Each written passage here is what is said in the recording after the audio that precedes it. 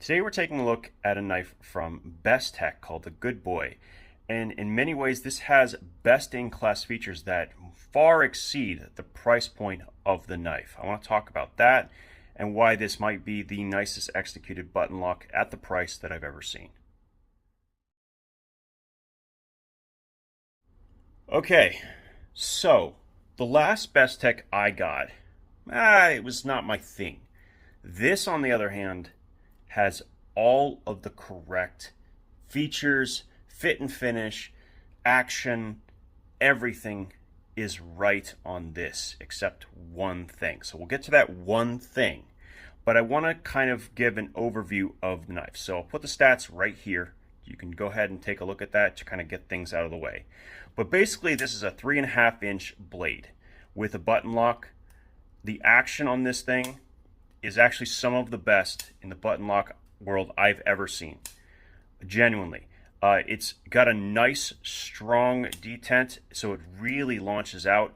I love that. It can definitely be reverse flick still though. It has a really cool compound grind at the end. It is a full flat D2 blade, and it comes to a really nice thin edge that is very consistent all the way along with a proper sharpening choil. The G10 is nice and grippy. The pocket clip is completely flush with the frame, and the shape is really nice. This is exactly the way it should be. It's very minimalistic as far as hardware is concerned. Reversible as it should be. Nice little touches. And I want to pay close attention to this jimping. As far as I know, the only way to make the slots the way this is cut is with wire EDM. Maybe I'm wrong, I don't know. What I will say is this is perfect jimping. I'm not saying good, I'm saying perfect. And here's why. When they're this close together, but yet very aggressive, what ends up happening is if I open the blade and I'm pressing down, I don't feel the jimping at all because they're very close together.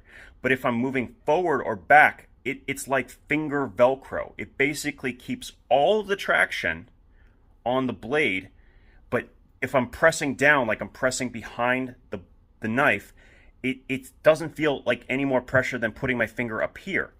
And for that reason, this is the best jimping I've seen on any knife ever. And I mean ever.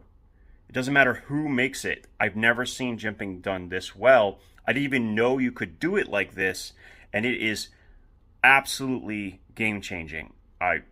Every single brand should do their jimping like this from now on. It is superior to everything else that I have tried, not even close. So I know I'm making a big deal about a small thing, but every time there's something best in class, it's worth mentioning, and this is one of those things. Now, this knife actually immediately reminds me of a much more expensive knife. And it's one of my favorites, in fact, and that is the RSK from Hogue that is designed by Doug Ritter. It's kind of a similar form factor. It does have a slightly thinner handle, but in many ways is kind of the budget version of this. It even has some features that I don't normally see in knives this inexpensive, like a crowned spine, which means it's rounded. And yeah, just really nicely executed. I wouldn't call it a problem. So look, here's the thing. This knife is forcing me to break my own conventions. And I think that reevaluating a knife without your biases is really important. And I'm thinking about it from in a different light, okay? So the price of this knife, and I've been using it actually quite a bit over the last couple of days. This is phenomenal in shape and design. I don't like D2. That's what it comes down to. I'm not a fan of D2. It rusts on me just sitting around. It just is a pain to maintain, in my opinion, especially if you have a lot of knives in D2. You always have to make sure that they are properly taken care of.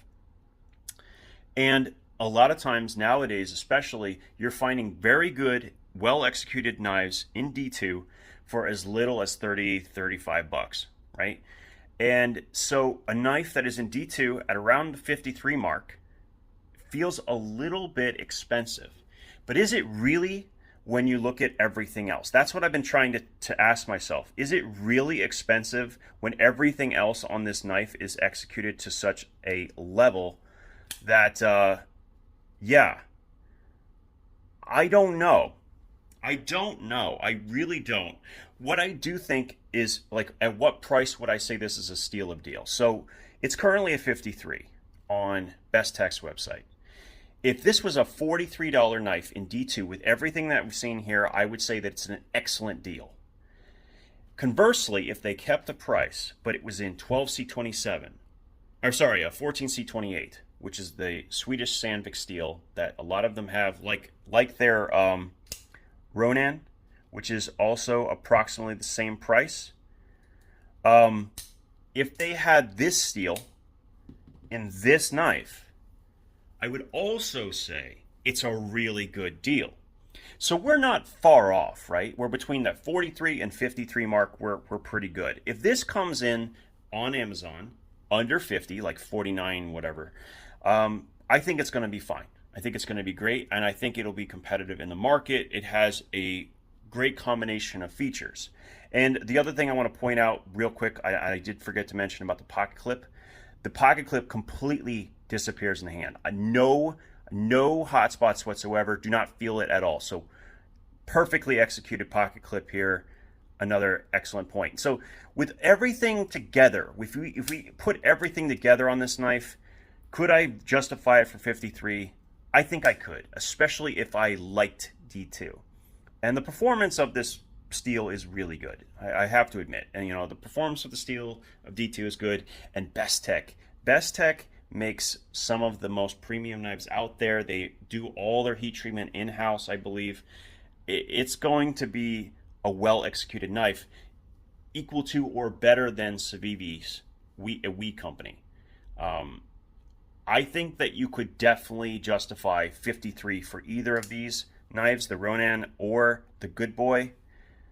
And yeah, I'm going to try to be less judgmental about D2, but I do think they have to be cautious because D2 is moving down the line into the budget realm or the super budget realm under 30. I think that they have to be careful about what steels they put in. Had this been K110, which means I could identify it as a German very fine grain D2, then I would be like, oh my God, 53 is great, right? Because companies like Petrified Fish, who are releasing similar knives with similar steels, hold on one second, like this one, which is the Victor from Petrified Fish. This is 47 in K110 with great action. And although it is a liner lock, which I could see the difference, the K110 kind of pushes it up a little bit. K110 performance, in my experience, is just a superior iteration of the standard D2 that you see on the market. I do, however, believe that if they were to source D2 at Bestech, I guarantee that it's going to be a good version of D2 and that's going to be heat treated well. I have yet to see a bad knife, bad heat treatment come out of Bestech yet. Maybe it exists. I haven't seen it personally. So, is this worth the price? Is really the question. I'm trying to think. I could do it. I could justify it because as the user experience is so excellent. It is a phenomenal cutting tool. It is a very comfortable cutting tool that will not slip out of your hands. It has many of the things that I like about the Ritterhogue RSK, right? It's got the same shape and like kind of that same neutral handle that really fills your hand, and you can use it in reverse grips. You can use it in various different ways, and it's got the thumb stud capability, which I really like. Yeah, could I justify it? I think I can.